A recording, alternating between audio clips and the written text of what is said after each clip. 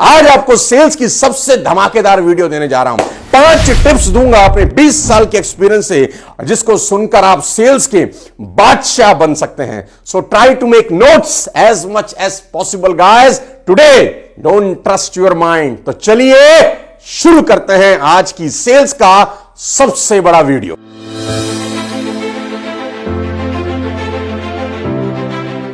Sales tip number 1, always sell relevant product. जी हां, always sell relevant product, that's called need analysis. Guys, ये बात समझना बेहद जरूरी है किसी भी सेल्समैन को कि आप बाजार में माल क्या बेचने निकले हैं। क्या आप वो माल बेच रहे हैं जो आपके पास है, या आप वो माल बेचना चाहते हैं जो कस्टमर की डिमांड है। दोनों में बहुत फर्क है। एक कहानी आपको सुनाता हूं।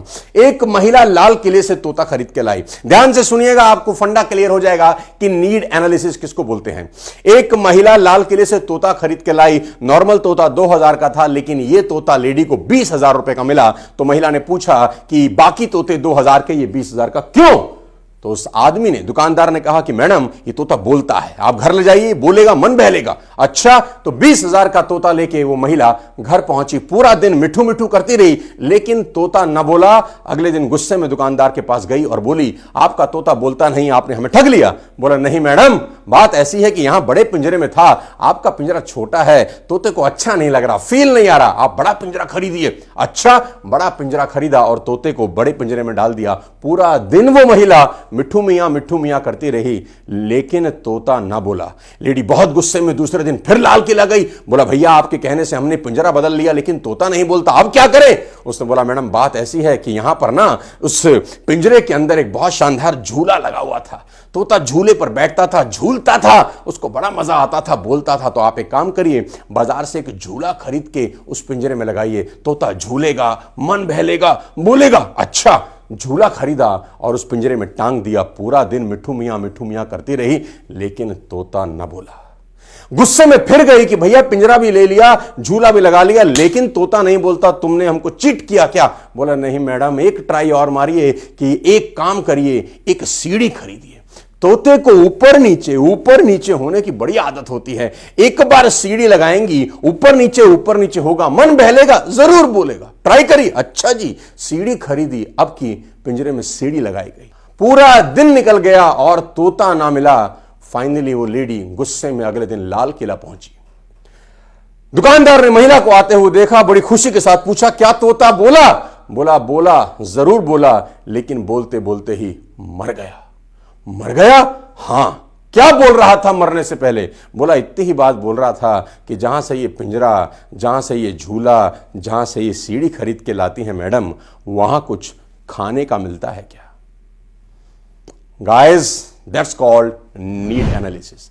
आप माल वो कभी मत बेचिए जो आपके पास है। जी हां, माल वो बेचिए जो सामने वाले की जरूरत है। जब भी आप कोई प्रोडक्ट पिच करने जाते हैं तो उसको एनालाइज करिए कि सामने वाले को जरूरत किस चीज की है। मालूम चला हम बेच कुछ और रहे हैं और सामने वाले की नीड कुछ और है, सेल्स कभी नहीं होती। अब मैं आपको बताना चाहता हूं सेल्स टिप नंबर 2। ध्यान से सुनिएगा। People don't buy for logical reasons. जी हां, सबसे इंपॉर्टेंट टिप देने जा रहा हूं कि people don't buy for logical reasons, they buy for emotional reasons.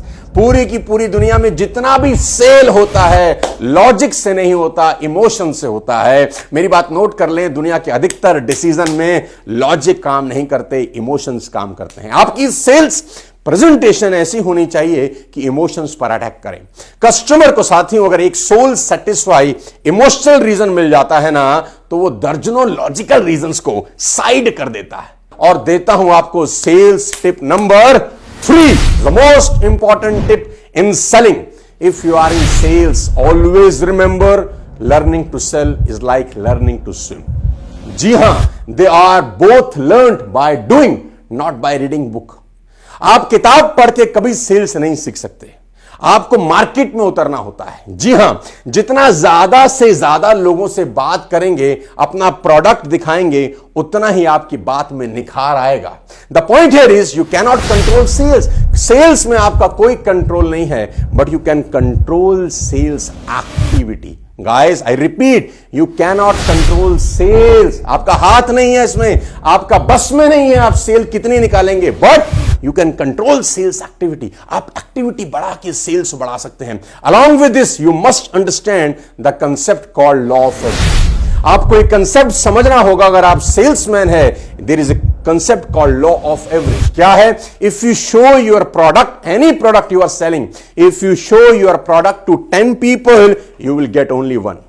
मैं रिपीट करता हूं, if you show your product to 10 people, you will get 1। If you show your product to 10 people, you will get 1। This is called law of average. If you show your product to 10 people, you will get 1. If you show your product to 10 people, now you will get 2 because you are getting better day by day, week by week, month by month, year by year. जैसे जैसे आप बताना शुरू करते हैं, ज्यादा लोगों से मिलते हैं, आपका लॉ ऑफ एवरेज अच्छा हो जाता है। एक दिन ऐसा आता है कि अगर आप 10 लोगों से अपने प्रोडक्ट की बात करते हैं तो 9 सेल्स आप मैच्योर कर सकते हैं। और अब मैं आपको देता हूं sales tip number 4। Selling is a rejection business, ladies and gentlemen. I repeat, selling is a rejection business. The greatest person in the world cannot sell 100%. The worst one might sell 1% by default. दुनिया में सबसे खतरनाक salesman भी 100 में से 100 लोगों को माल नहीं पहुंच सकता, और बिल्कुल नाकामयाब नाकारा लोग भी 100 में से 1 को तो बाय डिफॉल्ट माल बेच ही सकते हैं। साथियों, सेल्स की सबसे बड़ी बाधा क्या है जानते हैं? रिजेक्शन। आई रिपीट, सेल्स की सबसे बड़ी बाधा है रिजेक्शन। जब आपको रिजेक्शन फेस करने को मिलती है तो सबसे ज्यादा बुरा लगता है। किस बात का डर है? विरोध का, ना सुनने का। जैसे ही कोई व्यक्ति हमारा प्रोडक्ट लेने से मना कर देता है, चाहे वो कोई भी प्रोडक्ट हम बेच रहे हो, हमें दुख की अनुभूति होती है, बहुत दुख होता है, दिल पे ठेस पहुंचती है, और दुखी कोई होना नहीं चाहता। लेकिन सोचिए, क्या सचमुच में विरोध के बिना जीवन का अस्तित्व है? शायद नहीं। विरोध का मतलब है कॉन्ट्रास्ट, यानी एकदम विपरीत। कुछ इस तरह आप समझें कि मानो कक्षा में टंगा हुआ कोई ब्लैक बोर्ड हो। ब्लैक बोर्ड काले रंग का होता है, लेकिन उस पर सफेद चौक से लिखा जाता है। यही तो कॉन्ट्रास्ट है। सफेद रंग के बोर्ड पर सफेद इंक से लिख तो सकते हैं, पर पढ़ नहीं सकते। और लिखा तो इसीलिए जाता है साथियों, ताकि पढ़ा जा सके, नहीं तो लिखने का मतलब ही क्या है। इसलिए यदि लिखे को पढ़ा जाना जरूरी है तो कॉन्ट्रास्ट जरूरी है। इसी तरह जीवन को आगे बढ़ाना है तो विरोध जरूरी है। इस बात को अपने जहन में अच्छी तरह से उतार लें कि sales is a rejection job, और किसी व्यक्ति की ना को कभी पर्सनली ना ले। उसने आपके प्रोडक्ट या सर्विसेज के लिए ना करी है, आपको ना नहीं करी। यह इंपॉर्टेंट बात है, इसको समझना बेहद जरूरी है कि अगर आप सेल्स में हैं तो आपको ना से मोहब्बत होनी चाहिए। जी हां, अब मैं बताता हूं आपको सेल्स टिप नंबर 5। इसको बोलते हैं अपॉर्चुनिटी कॉस्ट क्लोज अप्रोच। जी हां, ये क्या बोला है? If you want to close a sale, show the buyer the reason for an urgency to buy and loss because of a delay. ये क्या बोला है?